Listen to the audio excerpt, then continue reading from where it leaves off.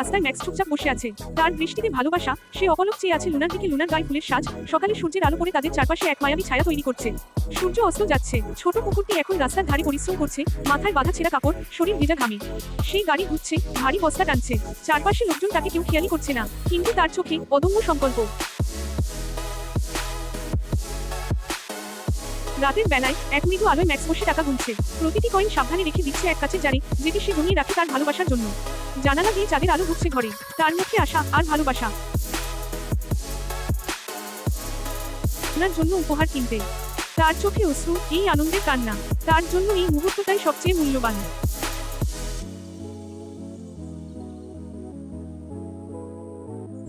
দেখায় তারা ম্যাক্সের দিকে। গিফটটা আঁকড়ে ধরে ম্যাক্স চুপচাপ দাঁড়িয়ে থাকে। তাদের তাচ্ছিল্য তার আন্তরিকতার পথে অন্তরায়। তার চোখে কষ্ট, মনটা ভেঙে যায়। কিন্তু হঠাৎ লুনা পাশে এসে বসে। লুনা ধীরে ধীরে কাছে আসে, তার মুখে সেই লাল কলার। নরম চোখে তারা একে অপরের দিকে তাকায়। বাতাসে সন্ধ্যার আলো, আর তাদের মাঝে গড়ে ওঠে এক নতুন অনুভব।